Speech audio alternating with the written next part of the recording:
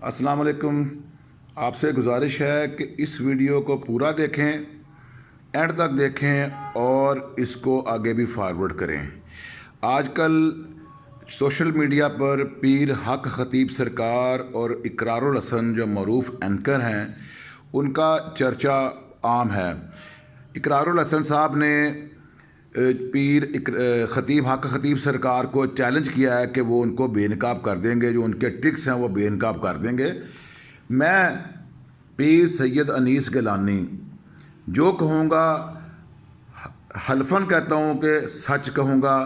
अगर कोई चीज़ भूले या जहन में ना रहे तो उसके लिए माफ़ी चाहता हूँ। मैं अपने मरीज़ को लेकर 7 दम कराने ये पीर हक खतीब सरकार के पास गया हूँ। ये 4 साल पहले की बात है।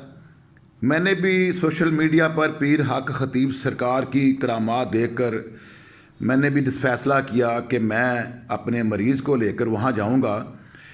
दम करवाने के लिए सिर्फ लाहौर शहर से 2 कोचें पीर मक्की दरबार से चलती हैं और 2 फ्लाइंग कोचें जो हैं वो लारी अड्डा से चलती हैं, जिनमें लोग वहाँ पे बैठ के वो वहाँ पे उनको लेके जाते हैं दम करवाने के लिए। और जो बंदे अपनी प्राइवेट गाड़ियों में या और सोर्सेज से या प्राइवेट बसों में जाते हैं वो इससे अलहदा हैं।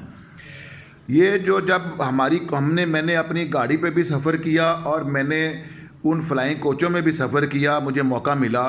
फ़्लाइंग कोच में जब बैठते हैं तो सबसे पहले हर फ्लाइंग कोच में एक बंदा आता है जो पूरा जो माहौल है जो पीर हक खतीब सरकार का वो उन पैसेंजर्स को, उन मरीज़ों को पूरा एक जनाब वो बनाता है, एक माहौल बनाता है, सारा बताता है कि जनाब ये है, उनकी जो करामात है वो बताता है। तो मैंने उनसे 2-3 मरतबा सवाल किया कि भाई आपका ख़र्चा कहाँ से चलता है, आप ये खिदमत कर रहे हो, अल्लाह के लिए कर रहे हो, तो आपका ख़र्चा कहाँ चलता है, आपका कारोबार क्या है? तो उन्होंने मुझे यही जवाब दिया, जी हमारा ख़र्चा अल्लाह चलाता है। दम करवाने के लिए जो ज़रूरी चीज़ें हैं, 1-2 दम करते हैं कलर सईदा में। इनका बहुत बड़ा जो आस्थाना है जहाँ पे हज़ारों लोग इकट्ठे होते हैं। वो इसके अलावा एक जो है वो बिलावड़ा शरीफ दरबार है जो कोटली सतिया में है, वहाँ पे भी दम होता है। इसमें इन 7 दमों में एक दम जो है ये कोटली सतिया में जाना ज़रूरी है, वहाँ पर होता है। जो मरीज़ दम करवाने आए होते हैं उनमें खाली वो मरीज़ नहीं होते जिन पर जादू हुआ हो। वहाँ पर हज़ारों मरीज़ होते हैं जो शुगर के मरीज़ भी हो सकते हैं, दिल के मरीज़ भी हो सकते हैं, फालिज के मरीज़ भी हो सकते हैं, लकवे के मरीज़ भी हो सकते हैं, कैंसर के मरीज़ भी होते हैं उसमें, और बेशुमार बीमारियों के मरीज़ होते हैं।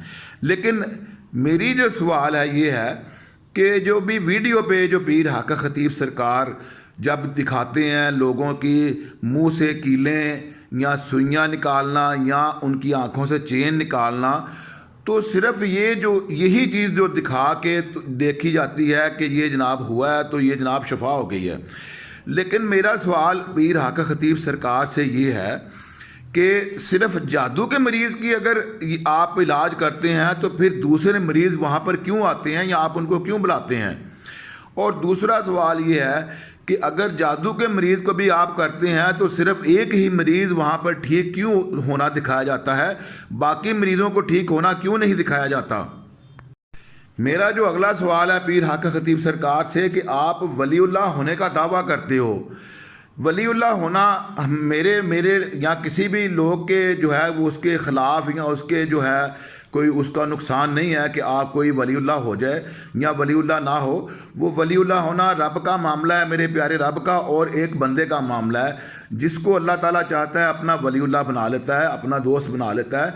लेकिन आप ये बताएं कि वलीउल्लाह रसूल पाक सल्लल्लाहु अलैहि वसल्लम से ऊँचा तो नहीं दर्जा रखता? जब मेरे प्यारे नबी सल्लल्लाहु अलैहि वसल्लम हर नमाज बाज नमाज पढ़ते थे बशर्ते कि कोई मजबूरी ना हो, तो पीर साहब आपके जो ये कलर सजदा में आपका जो इतना बड़ा आस्थाना है, एक मस्जिद इस आस्थाने के साथ है। मैंने जितनी भी नमाज़ें पढ़ी मैंने आपको मस्जिद में नमाज़ पढ़ते हुए नहीं देखा।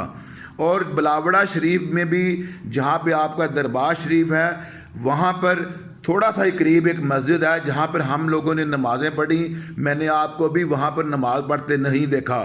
آپ نماز پڑھیں یا نہ پڑھیں آپ کا اور آپ کے رب کا معاملہ ہے, لیکن جب آپ ولی اللہ کلیم کرتے ہیں تو ولی اللہ رسول پاک صلی اللہ علیہ وآلہ وسلم کی سنت پر پوری طرح عمل کرتا ہے, اور آپ کو بھی سنت پہ پوری طرح عمل نہ کرتا ہوا دیکھ کر میں یہ سوال کر رہا ہوں کہ آپ مسجد میں نماز کیوں نہیں پڑھتے؟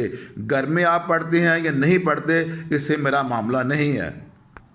اب جو یہ معاملہ ہے کہ پیر اقرار الحسن صاحب نے چیلنج کیا ہے پیر حق خطیب سرکار کو کہ وہ منہ سے سوئیاں اور کیل نکالنے اور آنکھ سے زنجیر نکالنے والے ٹرکس وہاں پر جا کر پرفارم کریں گے. میں پیر اقرار الحسن صاحب سے یہ پوچھتا ہوں کہ اس چیلنج کو کرنے کی ضرورت کیا تھی؟ کیا میں معافی چاہتا ہوں آپ سے دونوں سے, سب سے, کہ کیا آپ ان کے ساتھ ملے تو نہیں ہوئے کہ آپ جائیں گے وہاں پر جا کر آپ ٹرک پرفارم کریں گے یا آپ کے ٹرک پرفارم نہیں ہوں گے یا وہ کرامات دکھائیں گے تو اس سے دنیا پہ امیج اور بڑھ جائے گا. میرا مقصد آپ کو کہنے کا یہ ہے کہ آپ ان کی جو کرامات کو جھٹلانے یا ثابت کرنے کے لیے یہ وہاں پر ٹرک دکھانے کی ضرورت نہیں ہے. یہ معاملہ بڑی آسانی سے طے ہو سکتا ہے کہ یہ جو بادشاہ حق سرکار ہیں یہ لائیو آئیں, آپ بھی لائیو آئیں, یہاں پر کسی بھی ہاسپٹل میں جائیں, وہاں پہ فالج کے مریض, وہاں پر کینسر کے مریض, وہاں پہ دل کے مریض, وہاں پر جو جسمانی طور پہ معذور ہیں, وہاں پہ پیر حق خطیب سرکار اپنی کرامت دکھا کے ان کو 2-4 بندوں کو ٹھیک کر دیں. لائیو پروگرام چلے تو ساری دنیا کو سارا واضح ہو جائے گا کہ پیر حق خطیب سرکار کی کرامات ٹھیک ہیں, وہ ولی اللہ ہیں یا نہیں ہیں. اس کے لیے ٹرک پرفارم کرنے کی ضرورت نہیں ہے. میری اس گزارش پہ عمل کریں. اتنا سوشل میڈیا پہ شور شرابہ ڈالنے کی ضرورت نہیں ہے. یہ کام بڑی آسانی سے یہ حل ہو سکتا ہے اور ساری دنیا لائیو اپنی آنکھوں سے دیکھ سکتی ہے کہ پیر حق خطیب سرکار یہ بیماروں کا علاج اپنی کرامات سے کر سکتے ہیں یا نہیں کر سکتے.